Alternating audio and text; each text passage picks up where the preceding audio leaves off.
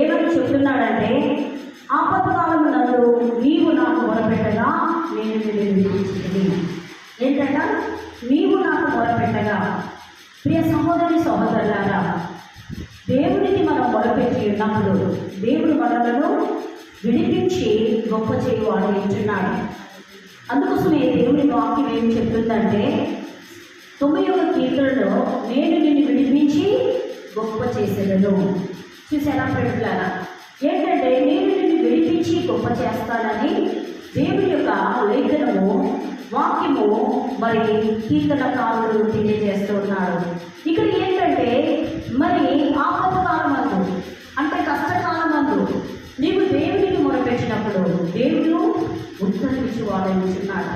ఆపత్కాలంలో యెహోవాకు మొరపెట్టినప్పుడు ఆయన నీకు సహాయకుడుగా ఉండి సహాయం చేయవాడనుచున్నాడు. అందుకోసమే మనం ఏం చేయాలి అంటే దేవుని యొక్క సన్నిధికి వచ్చి మనం ఏం చేయాలంటే ప్రార్థన చేయడం నేర్చుకోవాలి. ప్రభా, నేను కష్టకాలంలో ఉన్నాను యేసయ్యా, ఇదిగో మరి నీ సన్నిధికి వచ్చి నీ సన్నిధానంలో నేను ప్రార్థన చేస్తూ ఉన్నాను. నీవు నాకు సహాయకుడిగా ఉండి నీవు నాకు సహాయకుడు దయచే ప్రభా అన్నప్పుడు ఆయనను ఆశ్రయించు వారికి ఏ వేలియు పదవి ఉండదు. సమస్తము ఆయన సమృద్ధిగా దీవించేవాడైతున్నాడు, సహాయం చేయవాడైతున్నాడు. అందుకోసం మనం ఏం చేయాలంటే ఆయనకు మొదలుపెట్టడం అనేది నేర్చుకోవాలి. కొన్ని రెఫరెన్స్ మనం చూస్తాము. కీర్తనలు 50వ అధ్యాయము, కీర్తనలు 15వ వచనం చదువుతాను. 15వ వచనం 50, కీర్తనలు 50 15వ వచనం. ఆపత్కాలంలో ఏంటంట? 15 దాంట్లో ఏముంది చెప్పండి. ఆపత్కాలమున నీవు నన్ను గూర్చి మొరపెట్టుము, నేను నిన్ను విడిపించదను, నీవు నన్ను మహిమపరచదువు. చూడండి, ఇక్కడ ఏమని అంటున్నాడంటే ఆపత్కాలమున నీవు ఎవరిని గూర్చి మొరపెట్టాలన్నా ఇక్కడ కూడా ఆశ్రమకుడే చెప్తున్నాడు. ఏమని అంటున్నాడంటే నీవు ఆయనకు మొరపెట్టడం ద్వారా ఇక్కడ పైన వచనంలో చూడండి, ఆ యొక్క మరి ఆ యొక్క 12వ వచనం నుండి చూడండి అమ్మా. 12వ వచనం, లోకమును దాని పరిపూర్ణతయు నాదే, నేను ఆకలి గొలిలను నీతో చెప్పను, వృక్షముల మాంసమును నేను తిన్నునా. ఓకే, దేవునికి స్తుతియాగము చేయము, మహోన్నతునికి నీ మొక్కుబడులు చెల్లించుము. ఏం చేయాలట? దేవునికి స్తుతియాగము చేయాలట. అదనే కదా స్తుతించుట మరి నరునికి మేలు అంటున్నాడు. ఎక్కువగా దేవుని స్తుతించడం ద్వారా దేవుడు మనకు ప్రేమిటారా ఆయన పరిశుద్ధాత్మ యొక్క శక్తి మనం ఎక్కువ స్తుతించడం ద్వారా మనము దేవుని యొక్క పరిపూర్ణంగా మనము దేవుని యొక్క ఆత్మతో నింపబడుతూ ఉంటాం. ఇక్కడ అంటున్నాడు దేవుని స్తుతియాగము చేయుట, మహోన్నతుని మొక్కుబడులు చెల్లించుట మరి మేలు అంటున్నాడు. చూడండి, కయ్యను ఏబేలు చేసినట్లయితే కయ్యను మరి ఏబేలు దేవునికి మొక్కుబడులు చెల్లించి ఉన్నాడు. మరి ఏంటంటే తన హృదయపూర్వకంగా వచ్చి దేవునికి సమర్పించి ఉన్నాడు. నేను కూడా దేవునికి సమర్పణ చేయడం అని అంటే మరి ఏ విధంగా మొక్కుబడులు చెల్లించాలి అంటే నువ్వు హృదయపూర్వకంగా దేవుని యొద్దకు వచ్చి ప్రభా, ఇదిగో నీ సన్నిధానంలో నేను నుండి ప్రార్థన చేస్తూ ఉన్నాను అయ్యా, నీవు మరి నీ యొక్క నా యొక్క స్తుతి ఆగమును అయ్యా నా మొక్కుబడులను నా ప్రార్థనలను ఆలకించు ప్రభా అని నీవు ప్రార్థన చేసినప్పుడు తప్పకుండా నీ ప్రార్థన ఏబేలు ప్రార్థన ఏ విధంగా ఆయన మొదలు విన్నాడు, నా మొదలు కూడా ఆయన ఆలకించువాడైతున్నాడు. చప్పటి దేవుని మేపడతాను పెట్టాను. ఇక్కడ అంటున్నాడు ఆపత్కాలంలో నీవు నన్ను గూర్చి మొదలుపెట్టుము. ఇక్కడ కూడా చూసినట్లయితే చూడండి, కయ్యను ఏబేలును చంపి ఉన్నాడు. కయ్యను ఏబేలు చంపినప్పుడు మరి ఇక్కడ చూసినట్లయితే మరి ఈ యొక్క ఏబేలు యొక్క రక్తము ఏం చేసిందండి? దేవునికి మొరపెడుతూ ఉంది. దేవునికి మొరపెడుతుంది. ఎవరు మొరపెడుతుంది? అయ్యా మరి చూడండి, దేవునికి మొరపెడుతూ ఉన్నప్పుడు దేవుడు ఏబేలు యొక్క ప్రార్థనను అంగీకరించినాడు. ఆ రక్తము మొరపెడుతుంది. ప్రియ సహోదరి సహోదరులారా, చూడండి ఇక్కడ ఎంత చక్కగా మరి చెప్తున్నాడు. నీవు నాకు మొరపెట్టినప్పుడు ఆయన నీకు ప్రత్యుత్తరం ఇచ్చువాడై ఉన్నాడు. ఆపత్తు కాలంలో దేవుని యొద్దకు వచ్చి ప్రభా నీవు నాకు నా మొరను ఆలకించు ప్రభు అని నువ్వు ప్రార్థన చేసినప్పుడు తప్పకుండా ఆయన నీ ప్రార్థనలను ఆలకించువాడై ఉన్నాడు. ఎస్తేరు రాణి కూడా ప్రియ సహోదరి సహోదరులారా ప్రార్థన చేసి ఉన్నది. ఏమని ప్రార్థన చేసి ఉన్నదండి? ఏమని చేసి ఉన్నది ప్రార్థన? ఎలా చేసి ఉన్నది? మరి వారి యొక్క యూదా దేశంను కాపాడడానికి, మరి యూదులను రక్షించడానికి ఆమె ప్రార్థన చేసి ఉన్నది. తనతో పాటు తన చెలికత్తెలను కూడా, తన యొక్క పిల్ల తండ్రి అయినా మరి ఎవరంటే మోకతే కూడా అందరూ కలిసి మరి ఆ యొక్క ఆపత్తి కాలంలో ఈ యొక్క ఆపదల నుండి తండ్రి అయిన దేవా నీవు మాత్రమే రక్షించువాడవై ఉన్నావు కాబట్టి నీవు కృపతో మమ్మలను, మా దేశంలో మమ్మలను, మా ప్రజలను నీవు రక్షించు ప్రభు అని ప్రార్థన చేసి ఉన్నప్పుడు దేవాది దేవుడు మరి ఆ యొక్క మొదలు ఆలకించి మరి ఆపత్తి కాలంలో నుండి వారికి ఉత్తరం ఇచ్చి ఉన్నాడు. రాజు యొక్క మనస్సును మార్చి ఉన్నాడు.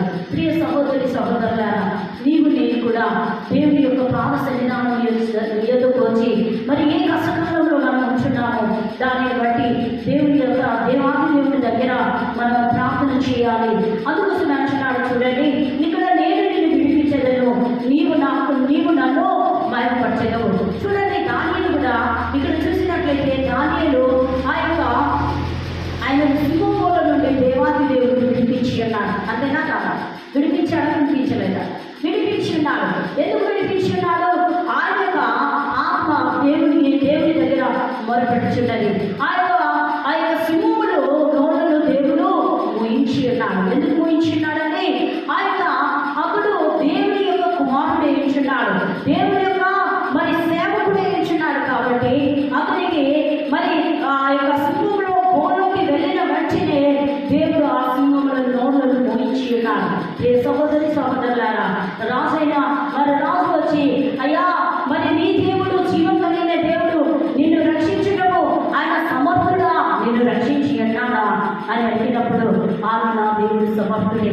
ప్రేమిట్లారా, అవును నన్ను ఆయన సింహం నుండి దేవుడు రక్షించి ఉన్నాడు. నిజమే ప్రియ సహోదరి సహోదరులారా, నిన్ను విడిపించాలంటే, కట్ల నుండి బంధకాల నుండి విడిపించాలంటే ఈ యొక్క ఎవరికంటే ఈ దానియాన్ని ఏ విధంగా ఆ సింహం నుండి విడిపించి ఉన్నాడో నిన్ను నన్ను కూడా మరి బంధకాల నుండి, కష్టకాలంలో నుండి, బాధల నుండి, శ్రమల నుండి ఆయన నిన్ను నన్ను విడిపించువాడై ఉన్నాడు.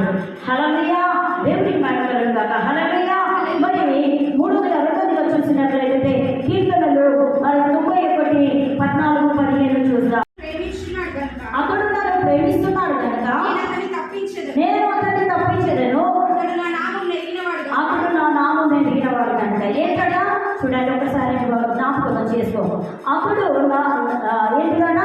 అతడు నన్ను ప్రేమిస్తున్నాడు కనుక నీవు నేను దేవాది దేవుని ప్రేమించడం అనేది నేర్చుకోవాలి. అంతేనా కాదా?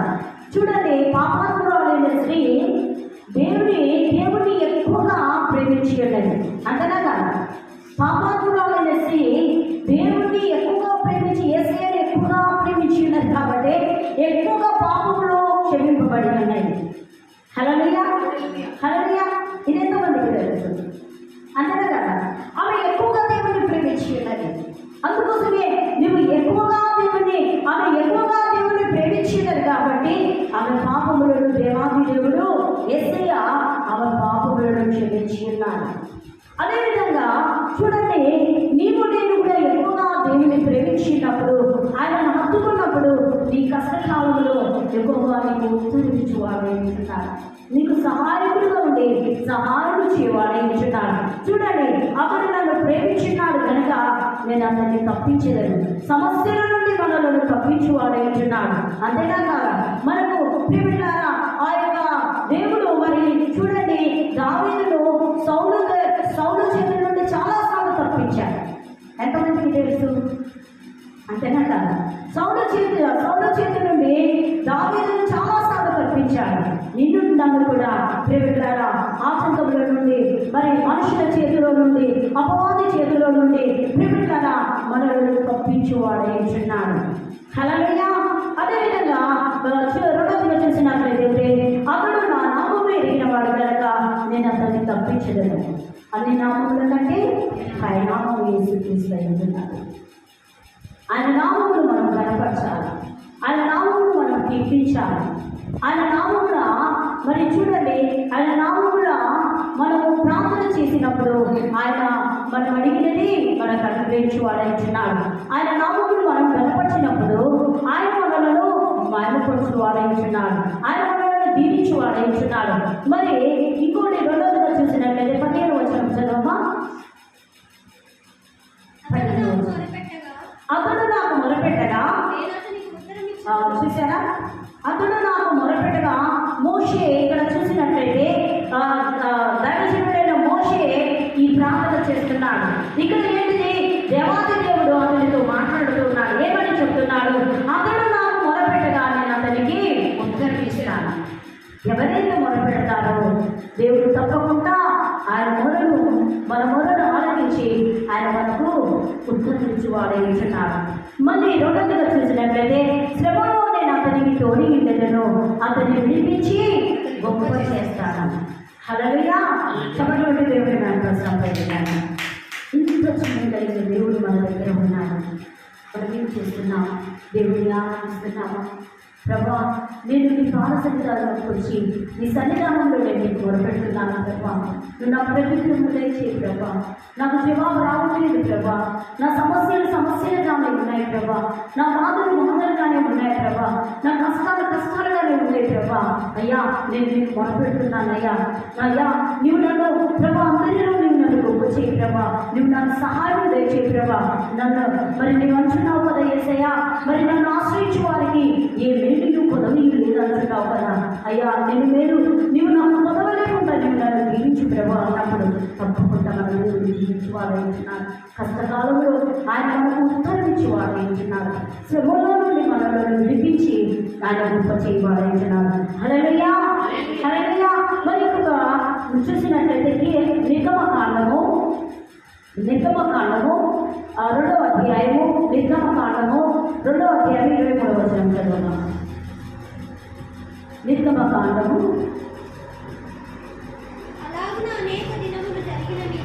ఒక్క నిమిషం.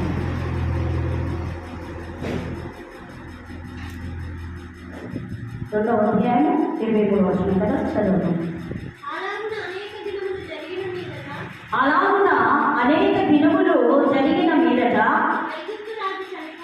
ఓకే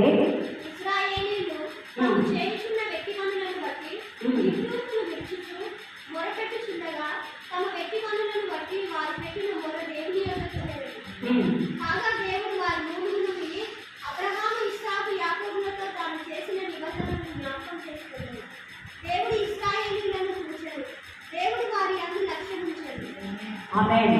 హల్లెలూయా, హల్లెలూయా, హల్లెలూయా. ఇక్కడ చూడండి ఎంత చక్కటి మాట చెప్తున్నాడంటే, అలాగున అనేక దినములు జరిగిన మీదట ఐగుప్తు రాజు చనిపోయి ఉన్నాడు. ఇశ్రాయేలు తాము చేయుచున్న వెట్టి పనులను బట్టి నిట్టూర్పులు విడుచుచు మొదలుపెట్టుచుండగా తమ వెట్టి పనులను బట్టి వారు పెట్టిన మొర దేవుని యొక్క చేయలేదు. చూడండి, చాలామంది కష్టపడుతుంటారు, ఫలితం అనేది ఉండదు. అంతేనా కదా? ఎగ్జాంపుల్ మనం చూసినట్లయితే చాలామంది కష్టపడతారు కానీ దానికి ప్రతిఫలం అనేది ఉండదు. అంతేనా కదా? ఐగుప్తులో వారు వెట్టి సాకిరి చేయించుకున్నారు ఇశ్రాయేలు ప్రజలను. ఇశ్రాయేలు ప్రజలను ఆ విధంగా వెట్టి సాకిరి చేయించుకున్నప్పుడు, దేవునికి మొరపెట్టి ఉన్నప్పుడు దేవుడు వారి యొక్క ఏంటిదండి, వారి యొక్క మొరను దేవుడు ఆలకించి ఉన్నాడు అని ఇక్కడ దేవుని యొక్క చేరును అంటే చాలా గొప్ప విషయం అండి. అంతేనా కదా? వారు మొరపెట్టుచుండగా వెట్టి పనులు సాకిరి చేస్తూ మనము కష్టపడుతూ ఉన్నప్పుడు మనము ఒక్కొక్కసారి అమ్మా ఎస్సయ్యా అంటూ ఉంటాం. అంతేనా కదా? కష్టపడుతూ ఉంటే మనం కొన్ని సందర్భాల్లో దేవుడిని జ్ఞాపకం చేసుకుంటూ ఉంటాం. ప్రభా, నేను ఎప్పుడు కష్టపడుతున్నాను కదా, ప్రతిఫలం నేను పొందుకోలేకపోతున్నాను ఆశ్చర్యపోతున్నాను. ఎందుకు యేసయ్యా అని మనం కొన్నిసార్లు క్వశ్చన్ వేస్తూ ఉంటాం. వీరు కూడా వారు వెట్టి పనులు చేస్తూ ఉండగా వారు దేవుని యొద్దకు మొర చేరి ఉన్నది. వారి యొక్క ఇశ్రాయేలు యొక్క మొర చేరి ఉన్నదని ఇక్కడ చెప్తున్నాడు. మరి కాగా దేవుడు వారి మురుగులను విని అబ్రహాము, ఇస్సాకు, యాకోబులతో తాను చేసిన నిబంధనను జ్ఞాపకం చేసుకుంటున్నాడు. హల్లెలూయా, హల్లెలూయా. చూసారా ప్రియులారా, ఇక్కడ అబ్రహాము, ఇస్సాకు, యాకోబుల యొక్క దేవుడు మరి వారిని జ్ఞాపకం చేసుకొని ఉన్నాడు. వారికి ఇచ్చిన నిబంధనలు జ్ఞాపకం చేసుకొని ఉన్నాడు. ప్రియులారా, ఇక్కడ వారి మొరలు చూడండి, జ్ఞాపకం చేసుకునేను. దేవుడు ఇశ్రాయేలును చూచెను. దేవుడు వారిని లక్ష్యం వచ్చెను. ఇశ్రాయేలు ప్రజలను మరి ప్రియులారా ఐగుప్తుల నుండి నడిపించాలని నడిపించుకున్నాడు. ఎందుకంటే ఆ వ్యక్తి సాగిరి చేసి ఉన్నప్పుడు దేవుడి బిడ్డలు చాలా కష్టపడితే దేవుడికి బాగా అనిపిస్తుంది, అంతేనా కదా?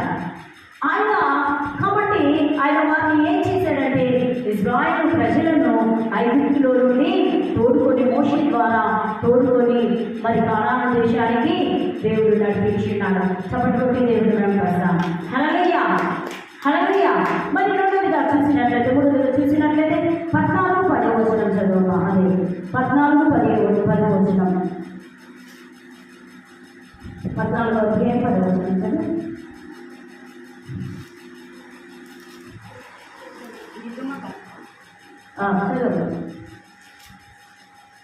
నిర్గమకాండము 14 అధ్యాయం. ఫరో సమీపించుండగా ఇశ్రాయేలు కన్నులెత్తి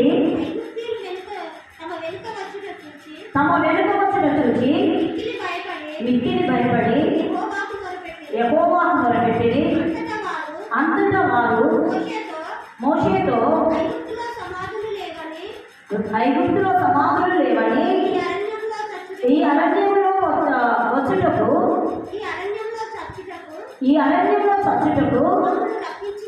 మమ్మను రప్పించితివా, మమ్మను ఐగుప్తులో నుండి బయటికి రప్పించి మమ్మను ఇల్లు చేయనేలా మా జోలికి రావద్దు. ఓకే,